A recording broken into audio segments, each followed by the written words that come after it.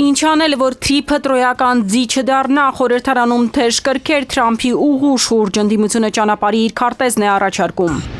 Կալանքի պայմանները վտանգում են Վիգեն Էուլջեկչյանի կյանքը, Բաքվի բանտում կեղեքվող պատանդի փաստաբանների դիմումը ՄԱԿ-ին։ Լարված իրավիճակով Վանավանքում կարգալույց քահանան փորձել է պսակի կարգ կատարել, քահանաներ են գնացել վանք։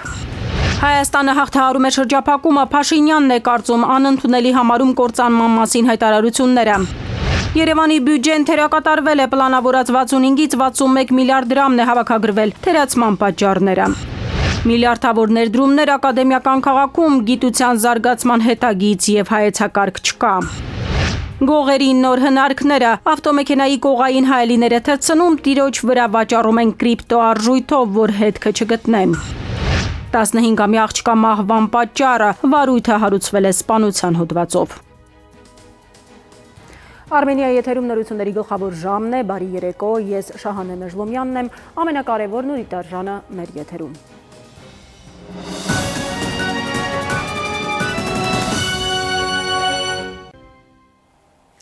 Թեժ կրքեր խորհրդարանում ընդդիմադիրները կասկած ունեն, որ Սյունիքով ճանապարհի աշխարհաքաղաքական գինը մեր կենսական շահերի հաշվին է։ Ադրբեջանով հացահատի գա չգա, նրանց կարծիքով Հայաստանը շարունակում է շրջափակված մնալ։ Մեզ համար կենսական ինչ հարց է լուծելու Թրամփի ուղին, ընդդիմադիրները այս ճանապարհի իրենց քարտեզն են առաջարկում։ Պան Խաչատրյան, մի գոռացեք։ Հացահատիկային դիվանագիտություն օր երկրորդ, ռաունդ երկրորդ։ Ազգային ժողովի ընդդիմադիրները իշխանական թևի падգամավորների ոգևորության դոզան են փորձում իջեցնել։ Պնդում են, քանի դեռ երաս-սադարակ ճանապարհը չի բացվել, Հայաստանը շրջափակված է։ Ասում եք, Թրամփի ուղի մեր շրջափակումը ճեղքվեց։ Հիմա մի հատ պատկերացրեք, լավ, Կովսականից գնացքը գալիս է, մտնում է Մեղրի, դուրս է գալիս, գնում է Օրդուբադ, Նախիջևան, Սադարակ, հետո ոնց հա մտնում Հայաստան։ Թրիփն ըստ падգամավոր Խաչատրյանի պետք է ներառեր ոչ թե 42 կիլոմետր ճանապարհահատվածը, այլ երաս-սադարակ ճանապարհը ևս։ Խաղաղության խաչմերուկում ներառված է նաև Ղազախ-Իջևան հատվածը, որով դեպի Թբիլիսի ճանապարհը ավելի կարճ է։ Բացեք քարտեզը։ Այդ թրիփը նույնիսկ մեզ թույլ չի տալիս գնացքով Արարատի մարզից միանալ Սյունիքի մարզ։ Պատգամավորի դիտարկմանը իշխանական թևից արձագանք չեղավ, փոխանենը ԿՊԱ-ականները ընդդիմադիրների Ադրբեջանին միջանցք տալու հայտարարություններին անդրադարձան։ Արթուր Խաչատրյանը ասում է միջանցք եք տալի, 5 տարի ասում եք միջանցք եք տալի, ժողովուրդ։ Բա Արթուր Խաչատրյանը թողա մի հատ տանի միջանցքի տեղը ցույց տա։ Կարաք տանեք ինչ որ մեկին մատով ցույց տաք այդ միջանցքի տեղը, չեք կարա տանեք ցույց տաք։ Թադևոս Ավետիսյանը ասում է, ինչ որ լավ է ձեր համար, վատ է մեր ժողովրդի համար։ Հետո մի նախադասություն հետո ասում է, ի վերջո միայն Աստված գիտի, որն է լավը, որն է վատը։ Հիմա Աստված գիտի, թե դուք գիտեք, պարոն Ավետիսյան։ Տնտեսական գնից բացի ըստ ընդդիմադիրների առաջնայինը աշխարհաքաղաքականն է։ Ներքաղաքական շահը չպետք է գերակայի ազգայինին, հայտարարեց Արծվիկ Մինասյանը։ Փորձում եք ձեզ դրական լույսի ներքո ներկայացնելու շրջանակներում թիրախավորել ազգային ուժին, ազգային մոտեցումներին։ Երբ որ մենք ունենք անկախ պետություն, դուք անընդհատ ուզում եք ազատագրվել այդ անկախ պետության մեջ։ Ինչի՞ց եք ուզում ազատագրվել, երբ որ մենք արդեն ունենք անկախ պետություն։ Գործադիրն ըստ ընդդիմադիրների կառավարության 2021-ից 26 թվականների ծրագիրը ձախողել է։ Երկրում սոցիալ-տնտեսական բարդ իրավիճակ է, աղքատություն գնաճ։ Հարց ուղղվեց ԿՊԱ-ականներին։ Եվրամիությունը 2.5 միլիարդ եվրո էր տրամադրելու Հայաստանին։ Քանի տոկոսն է հատկացրել։ Իշխանական падգամավորներն էլ թե ցանկանում էր ընդդիմությունը ստանալ իրեն հետաքրքրող բոլոր հարցերի պատասխանները, պետք է ներկա լիներ կառավարության հետ հարց ու պատասխանին եւ ոչ թե ամբողջ խմբակցությունով լքեին ազգային ժողովի նիստերի դահլիճը։ Նաիրի Մուրադյան, ժամը լրատվական։ Ադրբեջանի բանտում գտնվող Վիգեն Էուլջեկչյանի փաստաբանները դիմել են ՄԱԿ-ի հանձնախմբին պահանջելով նրա ազատ արձակումը։ Փաստաբանները պնդում են, որ Էուլջեկչյանի նկատմամբ միջազգային իրավունքը խախտվել է, իսկ կալանքի պայմանները վտանգում են նրա կյանքը։ Էուլջեկչյանը Բաքվում դատապարտվել է 20 տարվա ազատազրկման, վարձկանության եւ ահաբեկչության մեղադրանքներով։ Վիգենի փաստաբանները նշել են, որ քաղաքացիական անձին դատել է Ադրբեջանի ռազմական դատարանը, ինչը հակասում է ՄԱԿ-ի նախադեպերին, իսկ վարձկանության մեղադրանքը իրավաբանորեն անհիմն է։ Փաստաբանները նաև պահանջել են ՄԱԿ-ի հանձնաժողովի անդամ Գանա Յուտկիվսկայի ինքնաբացարկը, քանի որ նա հաստատված կապեր ունի Ադրբեջանի հետ։ Բաքվի բանտում կեղեքվող Ռուբեն Վարդանյանը ընտանիքի միջոցով ուղերձ է փոխանցել, նշելով, որ փաստաբանից հրաժարվելու իր որոշումը պայմանավորված է եղել դատապաշտպանի մասնագիտական աշխատանքի համար անհրաժեշտ պայմանների բացակայությամբ եւ իրավական նորմերի խախտումներով։ Ես հրաժարվում եմ մասնակցել այս ֆարսին, ինձ պետք չէ պաշտպանության պատրանք, ես պահանջում եմ իմ դատավարական իրավունքների իրական պահպանում, հայտարարել է Վարդանյանը։ Լարված իրավիճակ Հովհանավանքում մայրաթորից հոգևորականներ են ժամանել ծանուցելով, որ կարգալույծ արված Տեր Արամ Քահանան դուրս գա եկեղեցուց եւ լքի տարածքը։ Կարգալույծ եղած Ստեփան Ասատրյանը հոգևորականներին ասել է, որ չի ընդունում իր կարգալույծությունը եւ չի հարգում այն կառույցը, որը այդ թուղթը ուղարկել է։ Եկեղեցում նաեւ ոստիկանության ծառայողներ են եղել։ Ի դեպ կարգալույծ Քահանան պատրաստվում էր պսակի կարգ անցկացնել, վերջին պահին փեսայի ծնողները տեղեկանալով Տեր Արամի կարգալույծ լինելու մասին հրաժարվել են, որ նա կատարի պսակի արարողությունը։ Կարգալույծ եղած կաթողիկոսի չի կարող։ Այժմ այն մասին, թե ինչ ենք դիտելու թողարկման երկրորդ հատվածում։ Հայաստանը հաղթահարում է շրջափակումը, Փաշինյանն է կարծում անընդունելի համարում կործանման մասին հայտարարությունները։ Երևանի բյուջեն թերակատարվել է, պլանավորած 65-ից 61 միլիարդ դրամն է հավաքագրվել, թերացման պատճառները։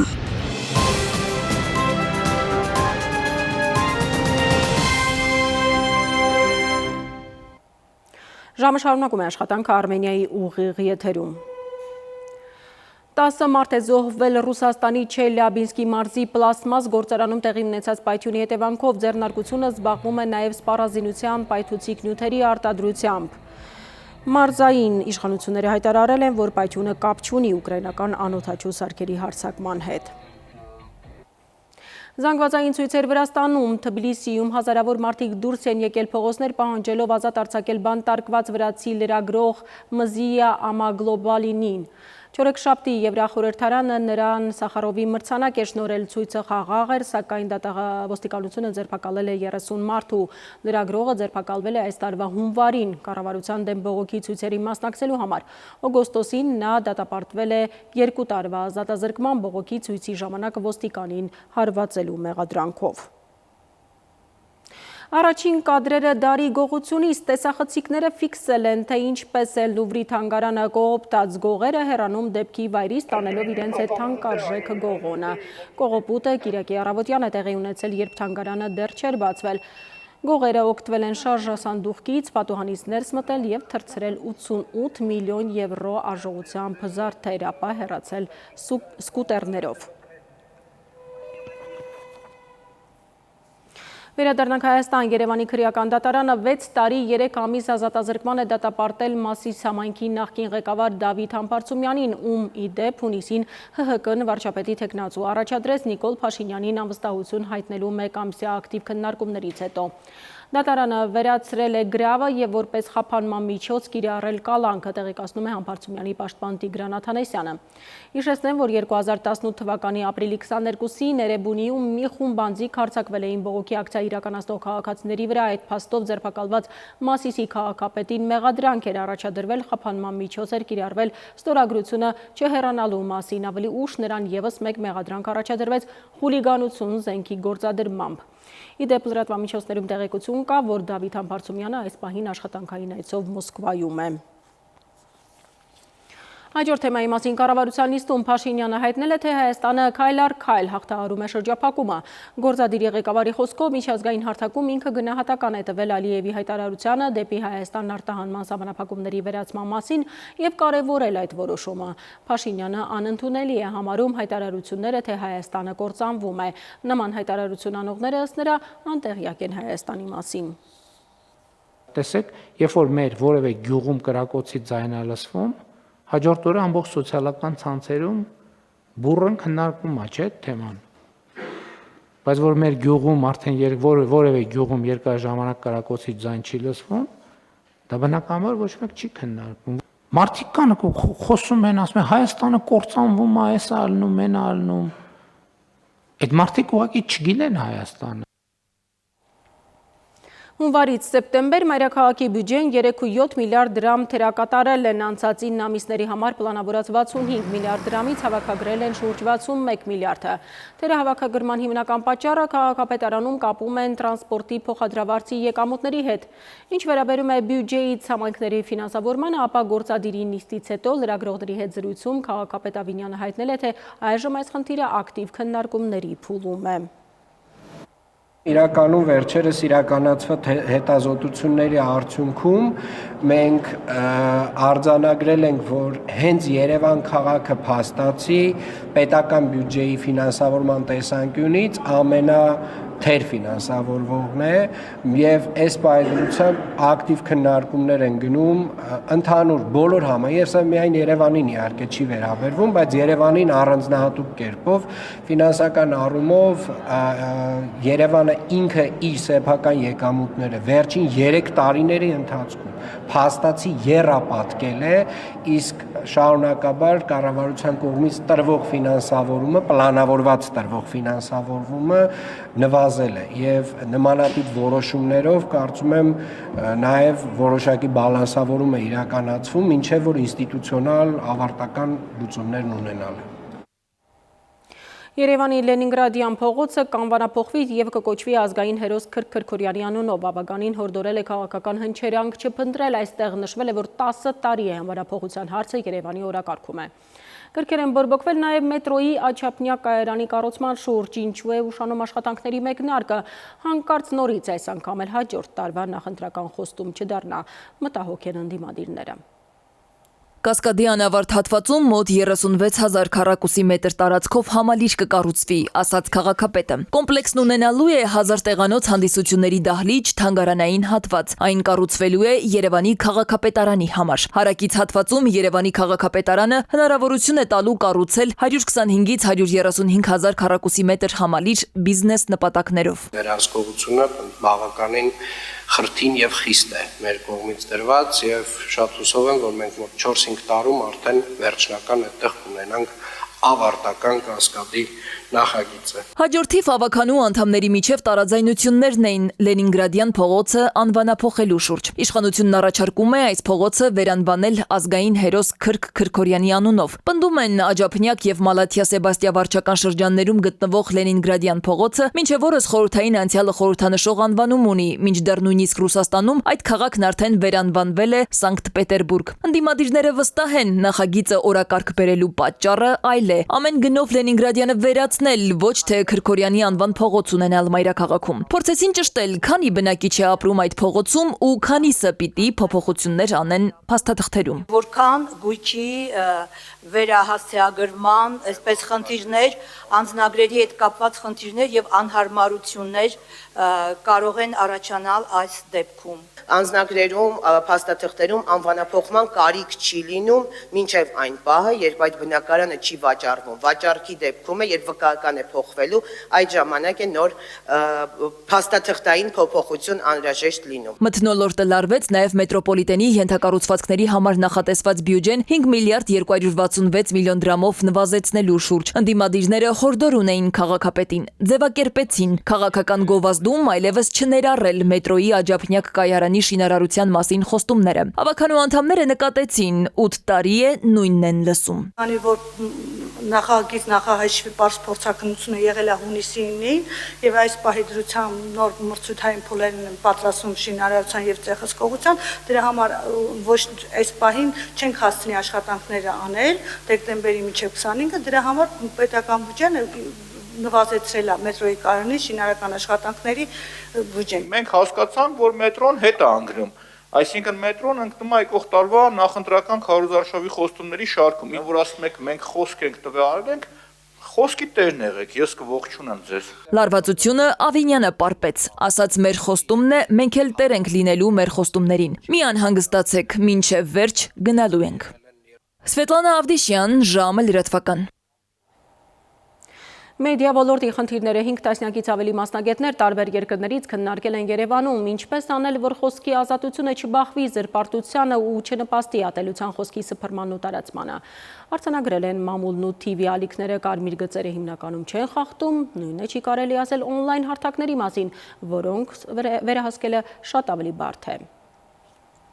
Կարգավորող մարմինների եվրոպական հարթակի 62-րդ համաժողովն է Երևանում ընդունել ենք շուրջ 47 երկրի պատվիրակների։ Մեդիա մարդիկ այսօր ու վաղը մեր մայրաքաղաքում կքննարկեն դաշտի արդի մարտահրավերներն ու զարգացման ուղիները, թվային դարաշրջանում մեդիա բազմակարծության ձևավորման, խթանման եւ պաշտպանության հիմնախնդիրներից մինչեւ արագ փոփոխվող միջավայրում ռազմավարությունների մշակման Երևանում, քանի որ հայկական հյուրընկալությունը ամբողջ աշխարհին է հայտնի։ Կարծում ենք շատ կարևոր է, որ կարգավորող մարմինները բնագավառում ունենան ճիշտ ռազմավարություններ, եւ մենք յուրաքանչյուր տարվա ընթացքում 2 անգամ հավաքվում ենք իրար հետ կիսելու նոր փորձն ու օրինակները։ Դահլիճում 56 կարգավորող մարմնի ներկայացուցիչներ են մեկտեղված։ Մեր երկիրն այստեղ ներկայացնում է հեռուստատեսության եւ ռադիոյի հանձնաժողովը։ Կառույցի նախագահն ասում է, իրենց վերջին տարիների Տիգրան Հակոբյանի ձևակերպմամբ առանց սկանդալների գործունեությունը կապված է նաև այն մեթոդիկայի հետ, որը սովորեցնում են հենց այս հարթակում։ Քանի որ մենք մեծ մասնագիտական բազա չունենք այստեղ, մեր ամենահիմնական աղբյուրը սովորելու օրենսդրության մեջ փոփոխություն մտցնելու,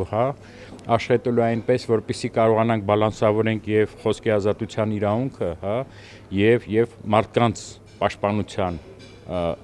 վատ ինֆորմացիայից, այս ամենը մեզ սովորացնում են այսպիսի հավաքները։ Փոխադարձաբար նաև մեր երկիրն ունի իր նշանակալի դերակատարությունը եվրոպական այսօրինակ հարթակներում, շարունակում է հեռուստատեսության եւ ռադիոյի հանձնաժողովի նախագահը, ու հենց այստեղ լրագրողները կենտրոնանում են ներքին օրակարգի վրա, ինչպես հաղթահարել մեդիա խնդիրներն առանց խոսքի ազատության սահմանափակման։ Տիգրան Հակոբյանի համոզմամբ այս հարցում մյուս կարգավորող մարմինների համեմատ իր ղեկավարած կառույցի լիազորությունները խիստ սահմանափակ են, բացի այդ աշխարհում դեռ չեն գտել խոսքի ազատության ու դրա չարաշահման սահմանագիծը։ Եթե ամբողջ աշխարհում TV-like հարթակները, այսինքն տեսալասողական բովանդակություն տարածող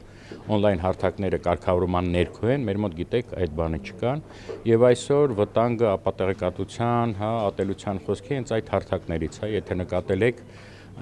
անկախ իրենց քաղաքական ուղղվածությունից կաբելային ցանցերում կամ հանրային մուլտիպլեքսում գործող հեռարձակողները նրանք գործում են օրենքին համապատասխան եւ բացարձակ ազատություն ունելով քաղաքական այնուամենայնիվ կարմիր գծերը չեն խախտում եւ աշխատում են նպաստ հասարակության, նպաստ թափանցիկության,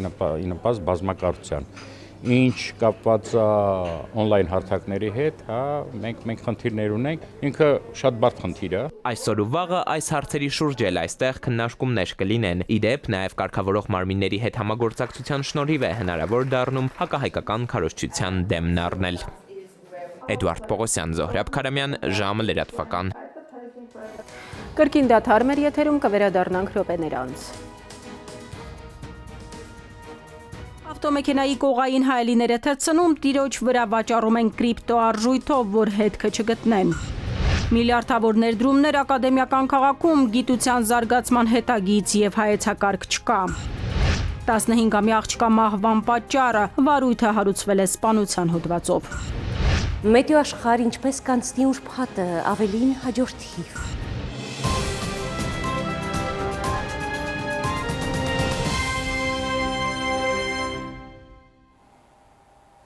Մենք վերադարձանք, շարունակում ենք թողարկումը։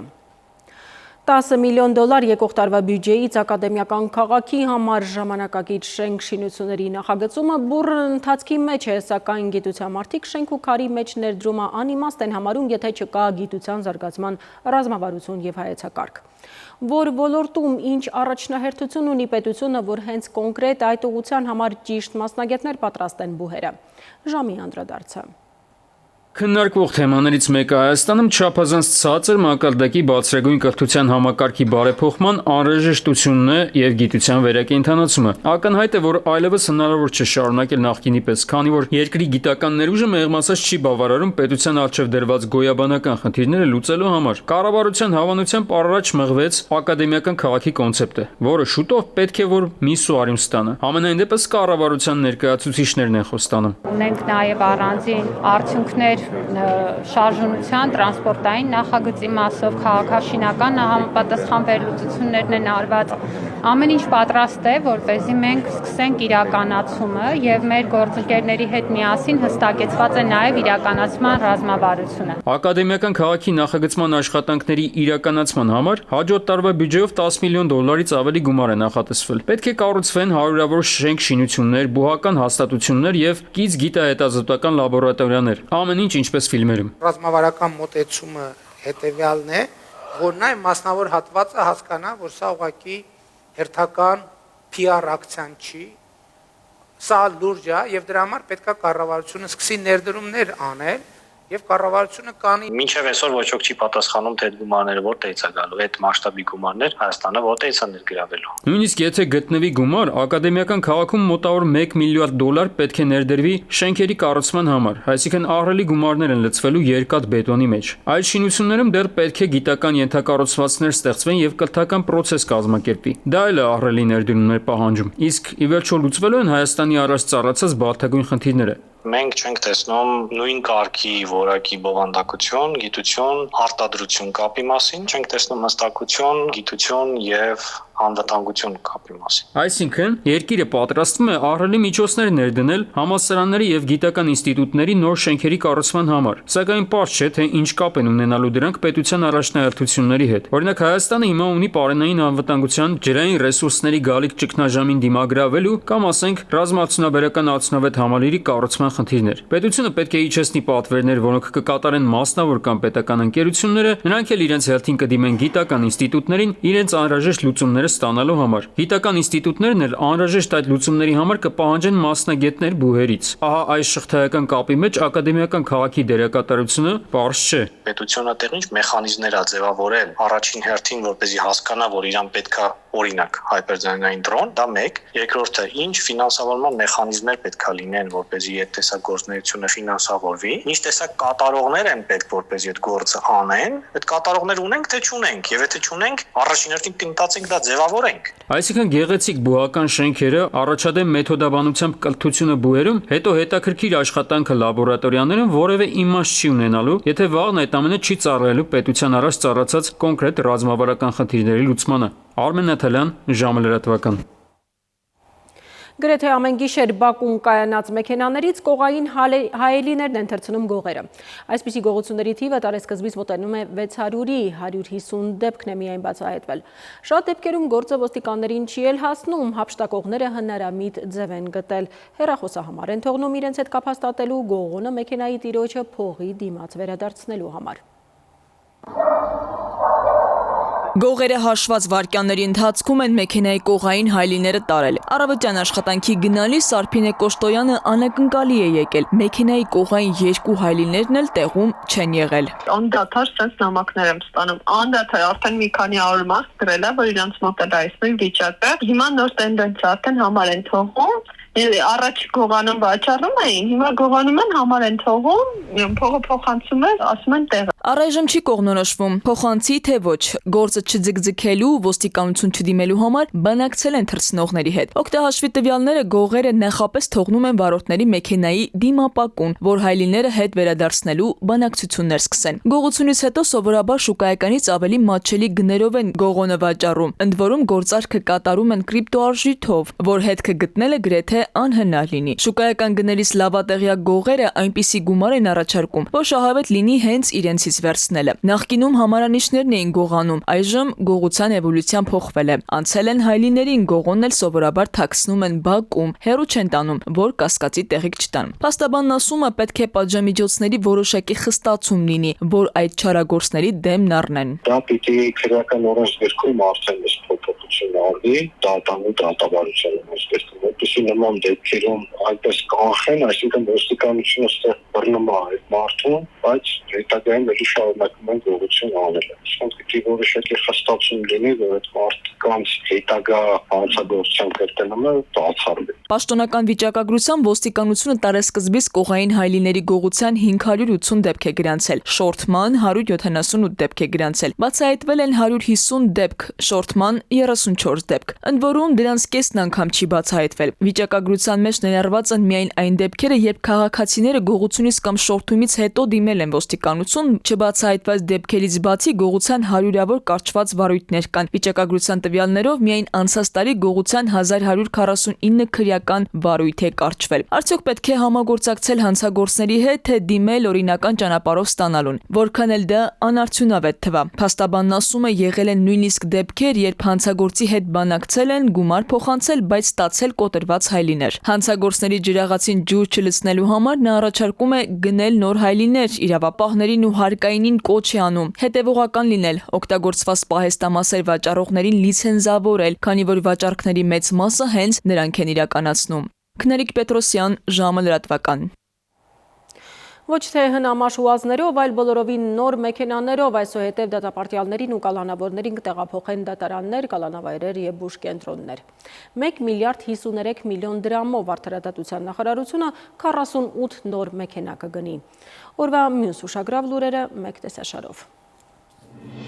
Հունվարի 27-ը կսահմանվի հանուն հայրենիքի զոհվածների հիշատակի և խոնարհումի օր ու կլինի ոչ աշխատանքային։ Որոշումն ընդունվել է այսօր կառավարության նիստում ըստ նախագծի հիմնավորման, մինչև այժմ չկա հատուկ օր նվիրված բոլոր ժամանակների ռազմական գործողությունների ընթացքում զոհված զինծառայողների և այլ անձանց հիշատակը հարգելուն ու մեծարելուն։ Գյումրիում տեղի ունեցած զանգվածային անկարգությունների մասնակիցներից 13-ի նկատմամբ որպես խափանման միջոց կիրառվել է կալանքը։ Տեղեկությունը քննչական կոմիտեից են փոխանցում։ Անչափահասի նկատմամբ կիրառել են համակցված խափանման միջոց տնային կալանք և ստորագրություն վերցրել չհեռանալու մասին։ Աշխատանքային պայմանագրերի կնքման նոր թվային համակարգը գործարկվել է, պետական եկամուտների կոմիտեից են տեղեկացնում։ Համակարգը հնարավորություն է տալիս գործատուներին ստեղծել և էլեկտրոնային եղանակով ստորագրել աշխատանքային պայմանագրեր, աշխատանքի ընդունման ու պայմանագրի լուծարման հրամաններ և համաձայնագրեր։ Աշխատողները համակարգ կարող են մուտք գործել ֆիզիկական անձանց էլեկտրոնային ծառայությունների միասնական համակարգի միջոցով իրենց հետ կնքված փաստաթղթերը դիտելու և ստորագրելու համար։ Մուրացան մանկական հիվանդանոցում 15-ամյա աղջկա մահվան դեպքի առթիվ քրեական վարույթ են նախաձեռնել։ Համացանցում տեղեկություններ շրջանառվեցին, որ հոկտեմբերի 15-ին Մուրացան բժշկական կենտրոնում 15-ամյա աղջիկը մահացել է դիմածնոտային վիրահատության ժամանակ արված անզգայացման հետևանքով։ Քննչական կոմիտեից տեղեկացնում են, թե համացանցում նշվում է, որ աղջիկը մահացել է վիրահատության ժամանակ, վարույթով սակայն այդպիսի տվյալ չկա, եւ որ բժշկական կենտրոնում անչափահասի մահվան դեպքի առթիվ քրեական վարույթ է նախաձեռնվել սպանության հոդվածով։ Հայաստանում շաքարային դիաբետով հիվանդ երեխաներին գլյուկոզայի ժամանակակից չափման սարքեր կտրամադրեն։ Այդպիսի սարքերը ըստ առողջապահության նախարարի արդեն տրամադրվել են մինչև 9 տարեկան երեխաներին, ինչի համար 181 միլիոն դրամ էր հատկացվել։ Այժմ եւս 570 միլիոն դրամ է հատկացվում 10-ից 18 տարեկան երեխաների ու դեռահասների համար։ Այս ժամանակակից տվիչները թույլ կտան արյան մեջ շաքարի մակարդակը չափել օրը մի քանի անգամ, ինչը կօգնի երեխաներին ինսուլինի ճիշտ չափաբաժին նշանակել։ Տվյալները կփոխանցվեն բջջային հավելվածին, ինչը կկարողանան վերահսկել բժիշկներն ու ծնողները։ Երևանի Մալաթիա տոնավաճառի կոշիկի պահեստում հրդեհ է բռնկվել, հայտնում են ներքին գործերի նախարարության փրկարար ծառայությունից։ Կամ եք տուժած, դեպքի վայր են մեկնել ներքին գործերի նախարարության փրկարարական ծառայության Երևան քաղաքի փրկարարական վարչության հրշեջ փրկարարական ջոկատների մարտական հաշվարկները։ Ճգնաժամային կառավարման ազգային կենտրոնում հրդեհի վերաբերյալ ահազանգը ժամը 14-ին է ստացվել։ Հրշեջներին հաջողվել է կրակը մարել ժամը 17-ի սահմաններում։ Սվետլանա Ավդիշյան, ժամը լրատվական։ Եվ թողարկման ավարտին եղանակ Լիլի Հովերն է տեղյակ օդերևութաբանների կանխատեսումներին։